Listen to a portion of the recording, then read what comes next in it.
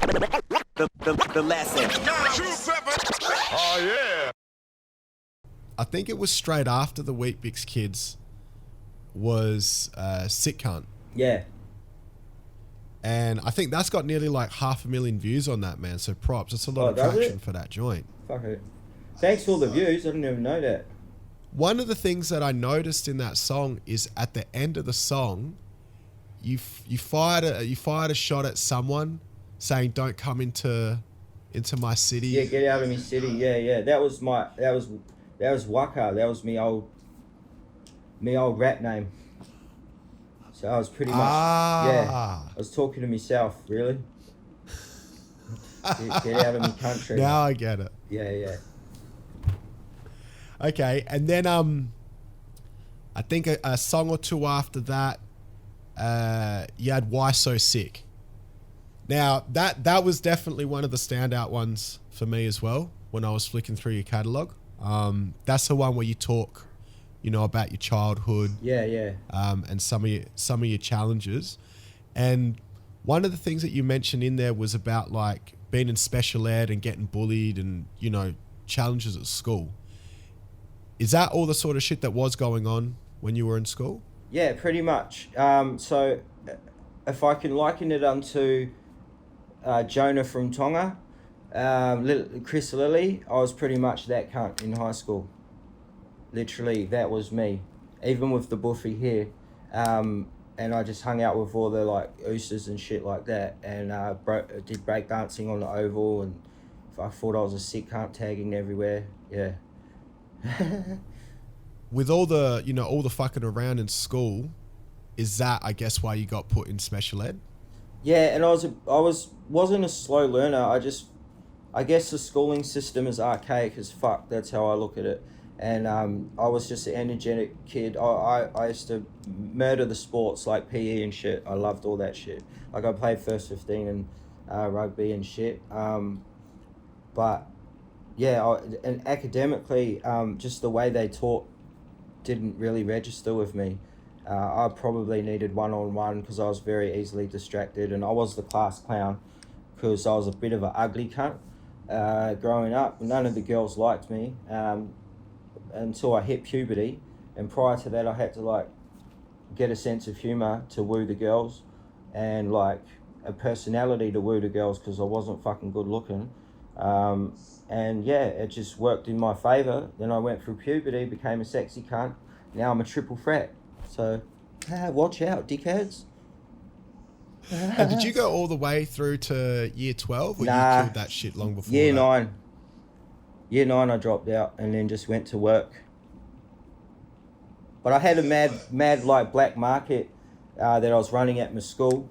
Cunts would put in orders for like perfumes and shit like that, and I'd go to David Jones and like racks everything, do the orders, and all my mates were like Polynesian and shit, so I'd use my colour to my advantage and go in together. I'd dress up like a nice lovely white boy and they'd go in first and all the cameras and fucking cunts would follow them, and I'd go my way and do all the work, come out, and I was making about 600 a week for a fucking... Wow, is this in year 9? Yeah, 14-year-old or 15-year-old, whatever I was.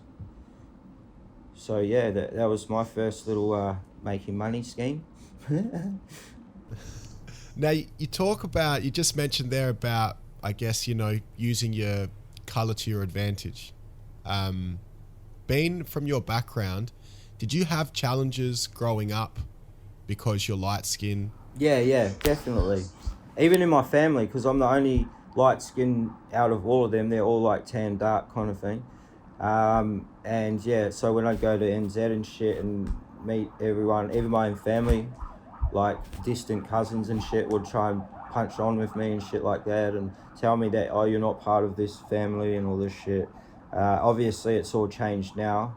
Like it's pretty much on the Why So Sick song, on the second verse, I talk about coming up to the front of the class and smashing this cunt over the head with a baseball bat or a steel pole. His name was Jamaica, and he was like a massive cunt, bro. He had a moustache and everything, and we were like year 9. And he used to always pick on me and like fucking bash me all the time because he was a monster. And then, yeah, he gave me a hiding one pretty bad one. And I went home, and Mum wasn't too happy, and she said, just go and fucking hit him in the head with a pole. So I did that the next day. He was at the front of the class because, like, he you know, all the bad kids have to sit there. And I just walked straight in, dropped the pole out of my thing, and just went bang into the front of his face like this. He was, like, caved in, knocked out. And after that, everyone gave me respect at school. The bitches started liking me and shit. And I was like, oh, okay, so this is how I get the girls. So then I just started doing dumb shit like that. And, yeah. That's what, like... So you didn't get kicked out of school for that? Nah, I got suspended.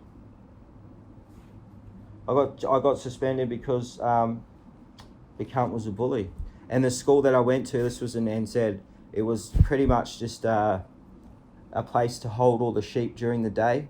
Like, it was not a school, really. It was just a fucked up place. And, like, the teachers there would just actually let us go outside and ref one-on-ones. So the teachers would ref the one-on-one punch-ons. For real? Yeah, and I'd be like, I don't want to fight. This cunt's going to bash me. And they're like, just stand up for yourself. Even my brothers were like, just take it. And to harden up and shit. And so I did, and got a hiding, and I was over it. So I used the pole, and that fucking got the message through pretty clearly. The lesson. Oh, yeah.